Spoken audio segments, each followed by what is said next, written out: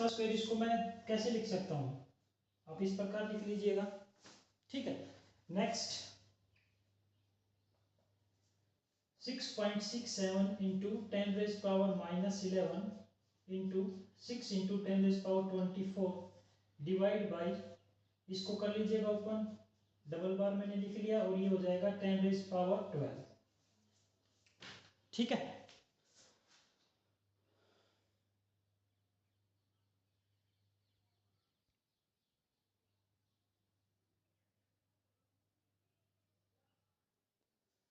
ठीक है। जब आप इसको सोल्व करोगे कंप्लीटली तो हमारे पास जो वैल्यू आएगी वो आएगी 9.8 इसको सोल्व करने के बाद। अब इतना तो मैथमेटिक्स आता ही होगा आप लोगों को, मैथ तो पढ़ ही रहे हैं, है भाई, इतना मैथमेटिक्स तो कर लेंगे। पहले पावर्स को सोल्व कर लीजिए, उसके बाद जो कट रहा है उसको काट लीजिए। तो जो वैल्यू आएगी वो आएगी 9.8। ठीक है, जिसको हम अप्रोक्सीमेट मान के चलते हैं। अगर न्यूमेरिकल में कहीं भी न्यूमेरिकल में ग्रेविटी की जो वैल्यू यूज करते हैं वो नियर बाई 10 मीटर पर सेकेंड स्क्वायर, ठीक है, वो यूज करते हैं हम 10 मीटर पर सेकेंड स्क्वायर। ये अर्थ की जी की वैल्यू इस प्रकार से आई है।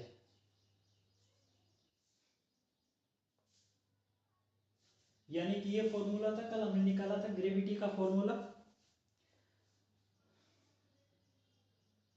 यूनिवर्सल ग्रेविटेशनल कांस्टेंट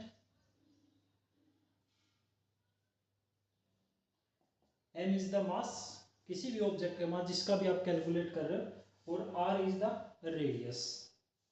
ठीक है भाई, तो ये इस प्रकार से ये वैल्यू आई, हम इस प्रकार से कैलकुलेट करते हैं, सिर्फ वैल्यू पुट करनी है जो वैल्यूज हमें पता है। ठीक है, जल्दी राइट डाउन करिएगा। मास ऑफ द अर्थ आपको याद करनी पड़ेगी वैल्यू। ठीक है, मैं यहां लिख देता हूं, मास ऑफ अर्थ 6 इंटू 10⁻24। इसके बाद radius of the earth 6.4 into 10⁻6।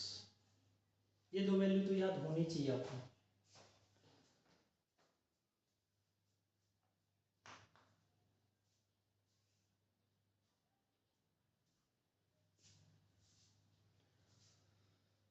जल्दी से लिखिए भाई।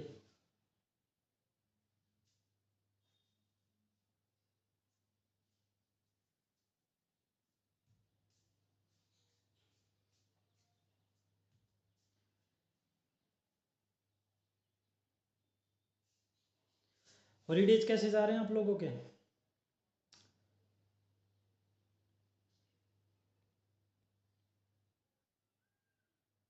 है बेटा, हॉलीडेज कैसे जा रहे हैं? पढ़ाई कर रहे हो या नहीं कर रहे हो?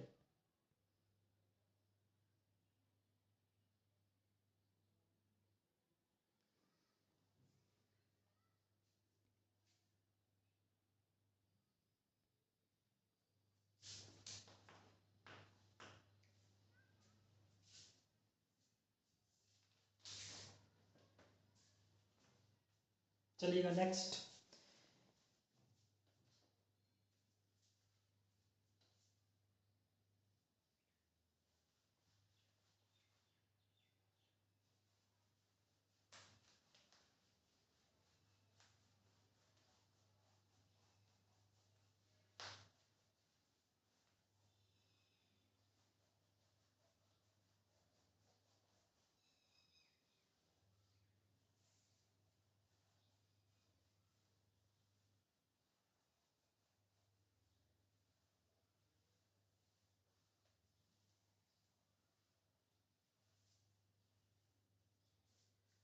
नेक्स्ट आपके पास जी की वैल्यू निकालनी है फॉर मून।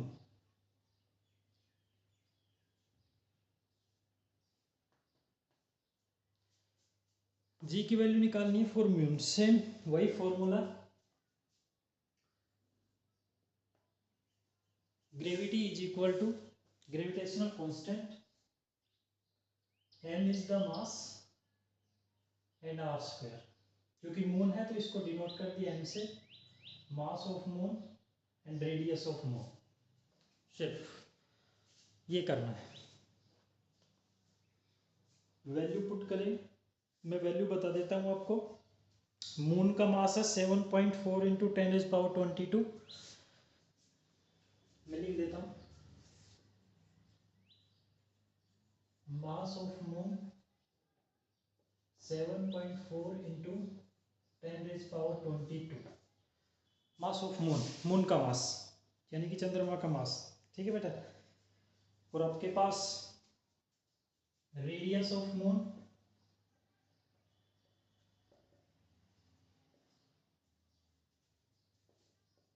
1.75 into 1.75 into 10⁻6। ये रेडियस होती है। ठीक है। ग्रेविटेशनल कांस्टेंट की वैल्यू पता ही है। वैल्यू पुट करिएगा और इसको कैलकुलेट करिएगा जल्दी। कितना आंसर आता है जल्दी करिए। सिर्फ वैल्यू पुट करनी है और कैलकुलेट करिएगा।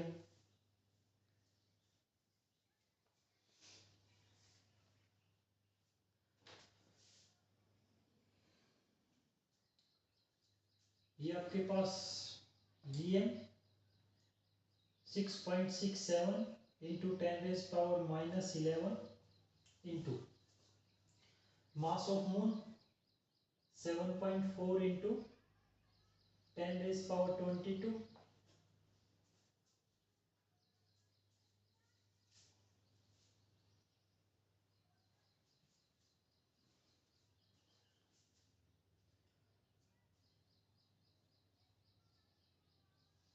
Divide by radius 1.75 into 10⁻6 whole square. ठीक है। वैल्यू रख दिए बेटा। आप इसको कैलकुलेट करिएगा। कौन बता पाएगा?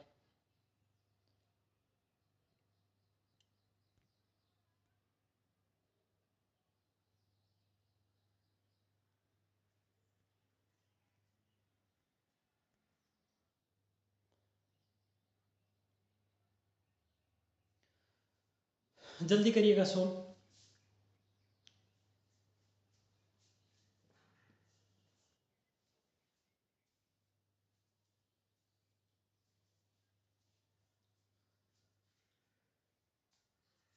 देखिए आसान तरीका है आप लोगों को। पावर्स को एक तरफ कर लीजिएगा, इसके साथ मल्टीप्लाई। देखिएगा 6.67 इंटू 7.4।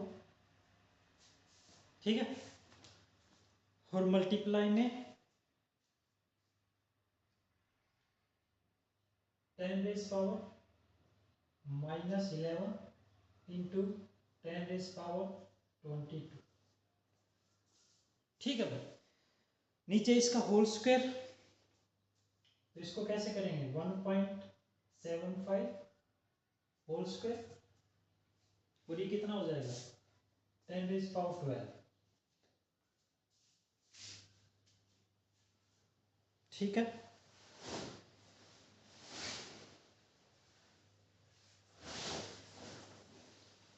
जब आप इसकी मल्टीप्लाई करोगे तो हमारे पास आएगा निकल के आंसर 49.35 इंटू में बेस सेम है। आपके पास पावर्स क्या हो जाएंगी? ऐड हो जाएंगी। तो 10⁻ कितना? 11। ये प्लस का, ये माइनस का है। 10⁻11 डिवाइड बाई 1.75 का स्क्वायर 3.06 इंटू सेम वही 10⁻12। क्लियर है यहाँ तक?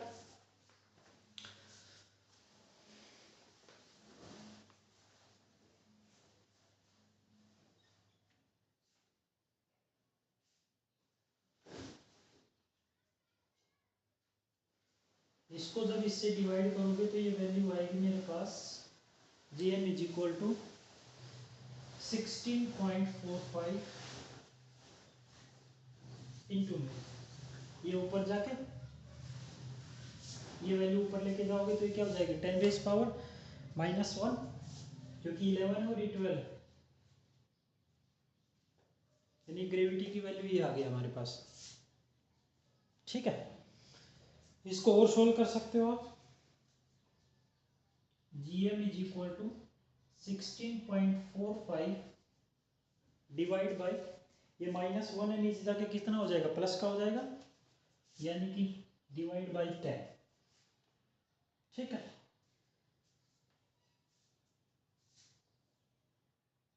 तो ये वैल्यू आई आपके पास कैलकुलेट करने के बाद।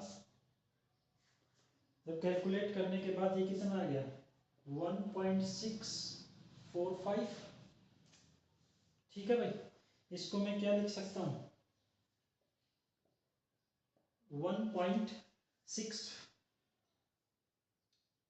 मीटर पर सेकेंड स्क्वायर, ये वैल्यू आ गई आपकी।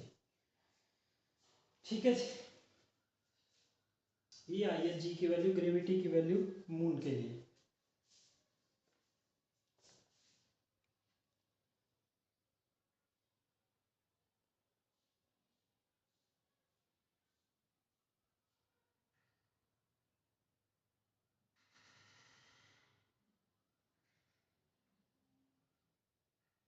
राइट डाउन करिएगा बेटा इसको जल्दी से।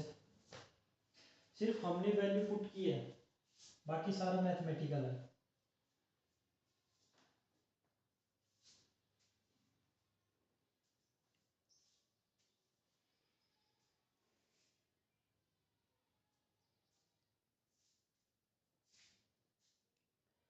जल्दी करिए राइट डाउन।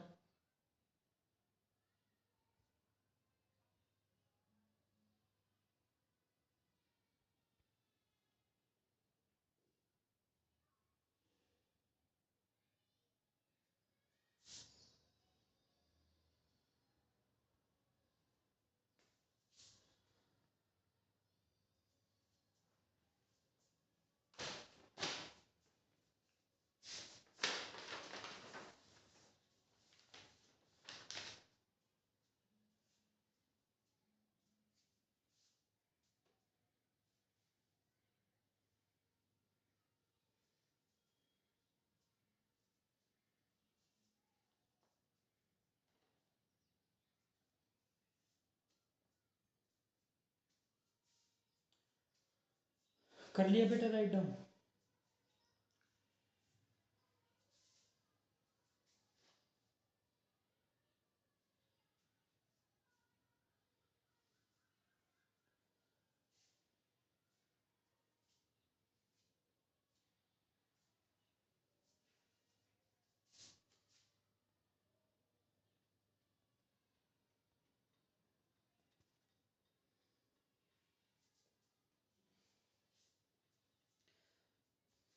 कर लिया तो बताइए भाई, राइट डाउन कर लिया तो आप लोगों ने।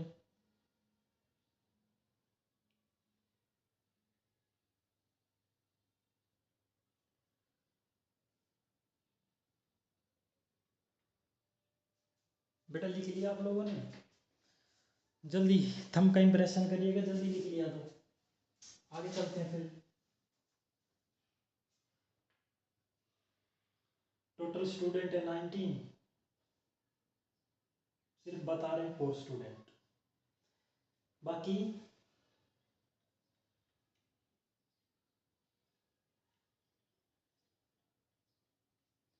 बाकी सो रहे हैं क्या?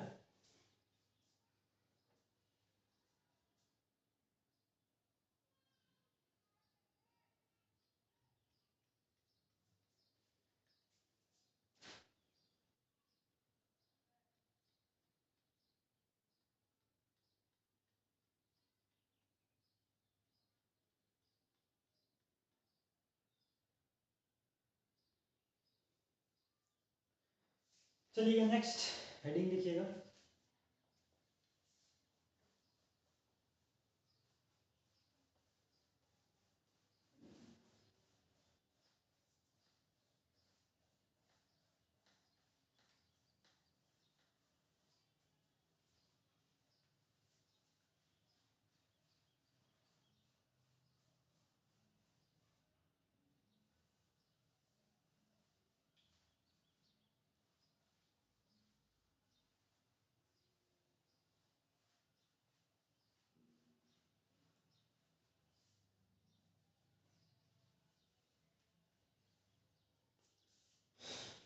नेक्स्ट हेडिंग लिखिएगा वेरिएशन इन जी, यानी कि ग्रेविटी में वेरिएशन।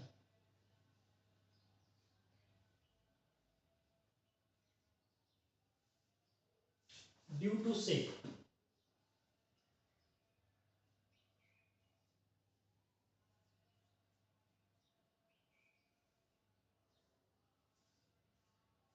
वेरिएशन इन जी यानी कि ग्रेविटी की वैल्यू में वेरिएशन होता है due to the shape, shape की वजह से।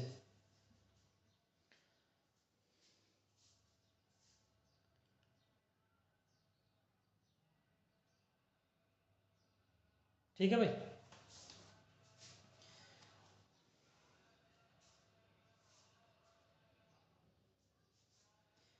जो अर्थ की शेप होती है वो देखिएगा, हम उसको स्फीयर बोलते हैं लेकिन एक्चुअल में स्फीयर शेप नहीं होती है। अगर ज्योग्राफी के हिसाब से बात करें तो उस शेप को बोलते हैं जियोइड।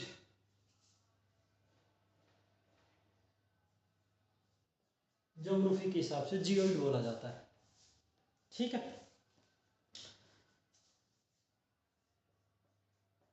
वैसे जनरल जो बोला जाता है इरेगुलर,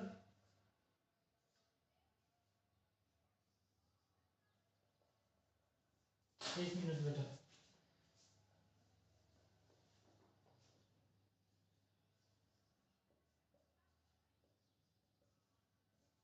इरेगुलर इलिप्सॉइड बोलते हैं।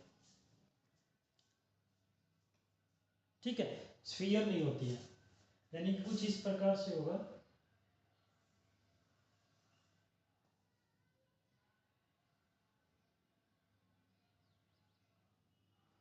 ये जो पार्ट है ये बाहर निकला होगा दोनों तरफ से और ये चपटा पार्ट होगा। ठीक है, इस प्रकार की शेप होती है, this is the irregular ellipsoid बोलते हैं इसको। ठीक है, यानी कि ये चपटा पार्ट है दोनों तरफ से और ये आपके पास बाहर निकला होगा, यानी कि स्फीयर नहीं है ये।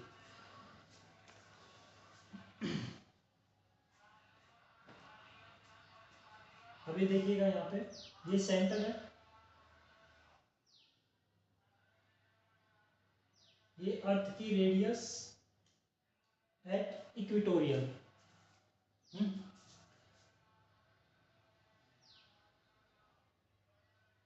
ये रेडियस ऑफ अर्थ एट पोल। ठीक है भाई, ये इक्वेटोरियल है और ये क्या है, पोल है, रेडियस अर्थ का।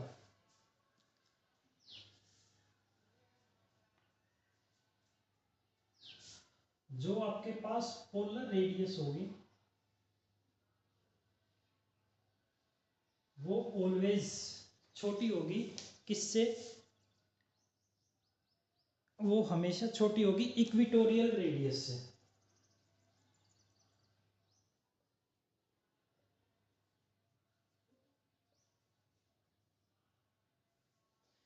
ये आपको शेप से पता लग रहा है, ये रेडियस ज्यादा बड़ी है विद रिस्पेक्ट टू पोल की रेडियस है। वही मैंने लिखा है कि जो पोलर रेडियस है अर्थ की वो स्मॉल है, यानी कि उसके रेस्पेक्ट में, इक्वेटोरियल के रेस्पेक्ट में छोटी है, और ये इक्वेटोरियल रेडियस ये बड़ी होती है।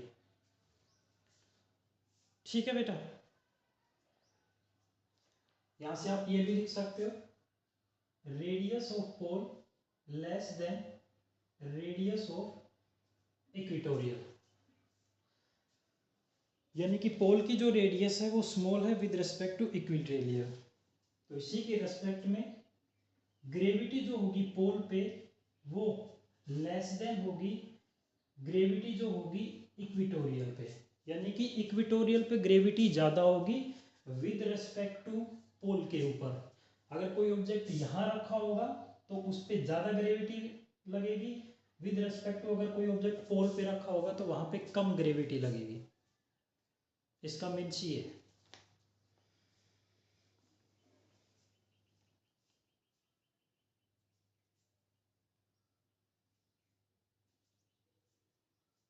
ठीक है, यानी कि इनके शेप के हिसाब से वेरिएशन आता है, किसमें, ग्रेविटी की वैल्यू में। आपको साफ दिख रहा है, ग्रेविटी किसी भी ऑब्जेक्ट अगर पोल पे रखा है तो उसकी ग्रेविटी की वैल्यू कम होगी, विद रेस्पेक्ट अगर कोई ऑब्जेक्ट इक्वेटोरियल पे रखा है तो उसकी वैल्यू ज़्यादा होगी। तो उनमें डिफरेंस आपके पास शेप, यानी कि ये पूरे शेप के बेसिस पे।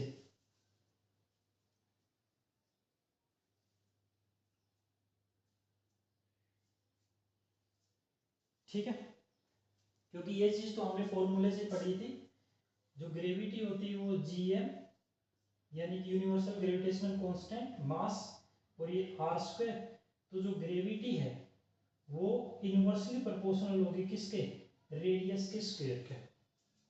ठीक है भाई, ये तो हमने पढ़ा था इसी फॉर्मूले से।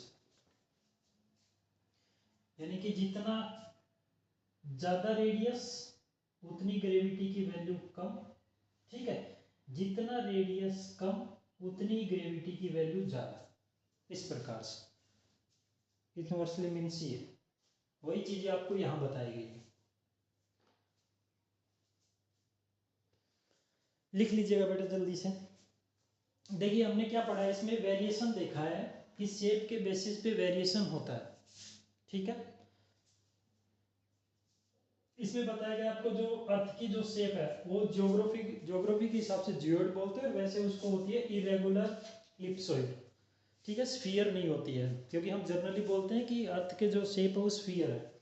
ये आपके पास होती है इरेगुलर, या आप इसको जियोइड भी बोल सकते हो। यानी कि ये जो बीच का मिडल का जो पार्ट है ये बाहर निकला होगा दोनों तरफ से, और ये चपटा पार्ट है ऊपर के दोनों, अपवर्ड एंड डाउनवर्ड दोनों तरफ से। ठीक है, तो ये स्फीयर नहीं है आपके पास। ये सेंटर, ये आपके पास इक्विटोरियल होता है, और ये आपके पास क्या है, पोल है। ठीक है, तो ये हमेशा लेंथ में क्योंकि साफ दिखाई दे रहा है, क्योंकि बीच में से पार्ट क्या बाहर निकला होगा, तो ये रेडियस इक्विटोरियल पे ज्यादा होगी और पोल पे रेडियस क्या होगी, कम होगी। ठीक है, उसी की वैल्यू ग्रेविटी पे डिपेंड करती है, क्योंकि हमने यहाँ पे पढ़ा G is inversely proportional to radius के आर के स्क्वायर या डिस्टेंस के स्क्वायर उनके। तो यहाँ पे जो ग्रेविटी जो है पोलर पे वो कम होगी विद रेस्पेक्ट टू इक्विटोरियल पे, यानी कि इक्विटोरियल पे ज्यादा ग्रेविटी लगेगी, और वो सब होता है किसकी वजह से, शेप की वजह से।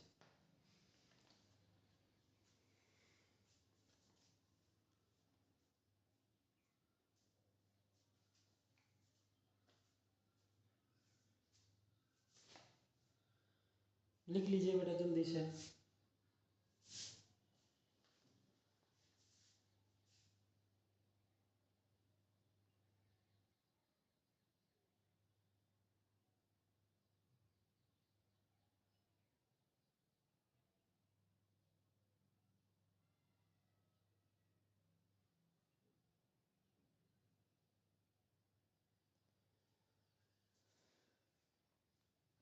लिख लिया।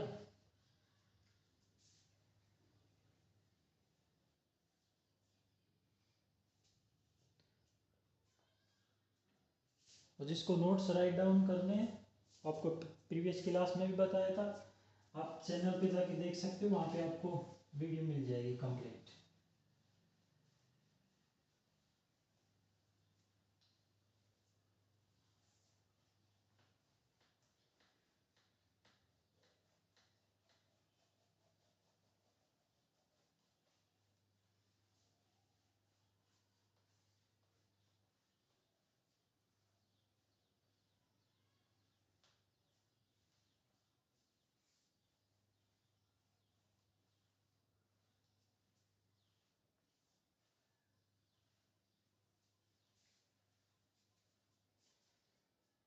नेक्स्ट हेडिंग लिखिएगा, डिफरेंस बिटवीन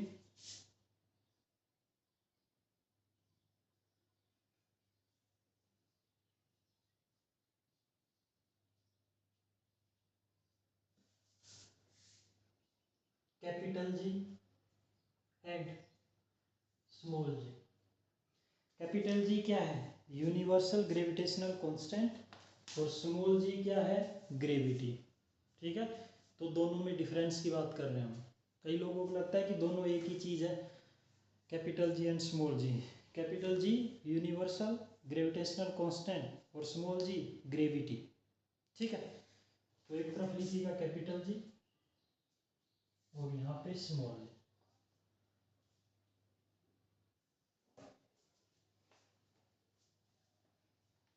लिखिएगा फर्स्ट, इसको क्या बोलते हैं, universal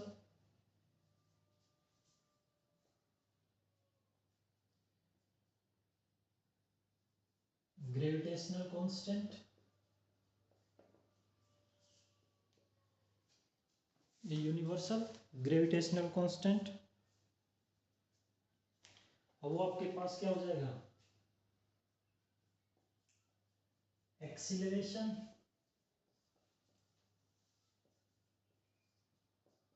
due to gravity, gravity की वजह से एक्सीलरेशन, उसी को क्या बोलते हैं, जी बोलते हैं। ठीक है, कल भी बताया था F is equal to M G भी हो सकता है, क्योंकि एक्सीलरेशन कोई भी ऑब्जेक्ट में, ये ऑब्जेक्ट है, इसको मैं डाउनवर्ड यहाँ पे लीव करता हूँ तो ये नीचे जाएगा ग्रेविटी की वजह से, तो ग्रेविटी की वजह से इसके अंदर क्या आएगा, एक्सीलरेशन आएगा। ठीक है, वही होता है आपके पास जी। नेक्स्ट पॉइंट है, इसकी ऐसा यूनिट बताई थी न्यूटन मीटर स्क्वायर पर KG square. Capital G, universal gravitational constant की यूनिट क्या होती है, न्यूटन मीटर स्क्वायर पर केजी स्क्वायर। पता है ना कहाँ से आई थी ये, याद है किसी को, F is equal to G m1 m2 divide by R square. ठीक है, हमें पता था फोर्स किसको, न्यूटन, ऐसा यूनिट फोर्स की क्या होती है, न्यूटन होती है। इसकी वैल्यू हमें निकालनी है। m1 m2 मास किसमें, केजी, डबल मास है तो KG square, divide by radius, radius किसमें, मीटर स्क्वायर में, क्रॉस मल्टीप्लाई कर दीजिए, यहाँ से जी की वैल्यू क्या हो जाएगी, न्यूटन मीटर स्क्वायर पर केजी स्क्वायर। ये आपको निकालना भी बताया था ऐसा यूनिट। ठीक है, उसकी क्या हो जाएगी, मीटर पर सेकंड स्क्वायर। ठीक है भाई, मीटर पर second square.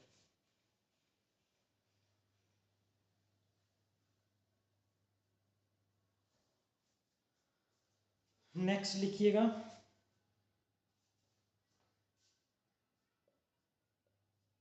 its value is constant everywhere in universe। ठीक है, जी की वैल्यू कांस्टेंट होगी।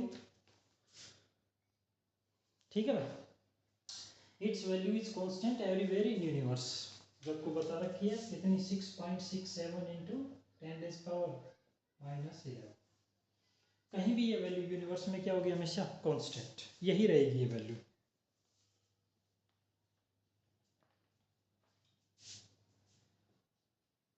इट्स वैल्यू इज, इसकी वैल्यू क्या होती है, चेंज होती है हर जगह से अलग से, क्योंकि हमने देखिएगा ग्रेविटी पड़ी थी अर्थ के ऊपर 9.8 यानी कि 10 के अप्रोक्सीमेट था। दूसरा हमने मून पे पढ़ा तो कितना था, 1.6 के अप्रोक्सीमेट आया था। तो यानी कि प्लेस टू प्लेस क्या हो रही है, चेंज होती जा रही है। तो इसमें आएगा आपके पास its value is changes from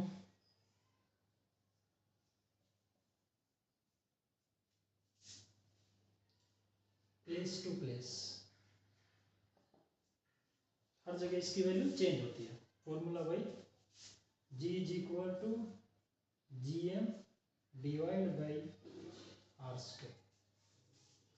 ठीक है, लिखिएगा बेटा, इसको राइट डाउन करिए।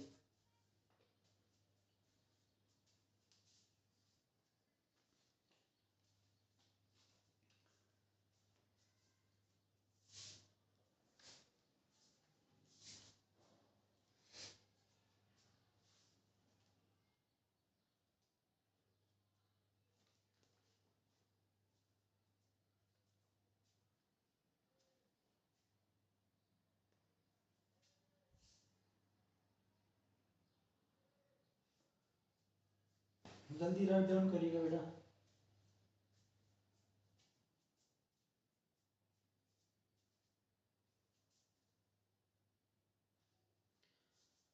क्लास खत्म होने को है, कई लोग अब एंट्री कर रहे हैं क्लास में। तीनों क्लासेस में टोटल स्टूडेंट है 120 और सिर्फ ओनली क्लास ले रहे हैं 15 स्टूडेंट। बाकी कहाँ है भाई, पता है ना आप लोगों की आपकी अटेंडेंस भी हो रही है।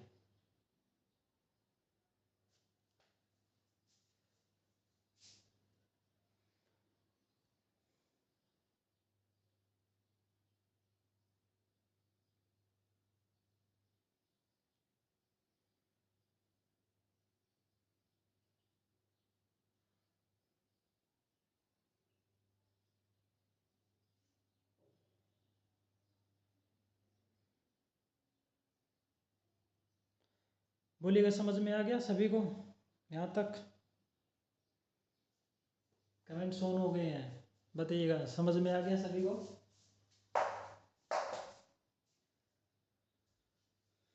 सभी ने राइट डाउन कर लिया?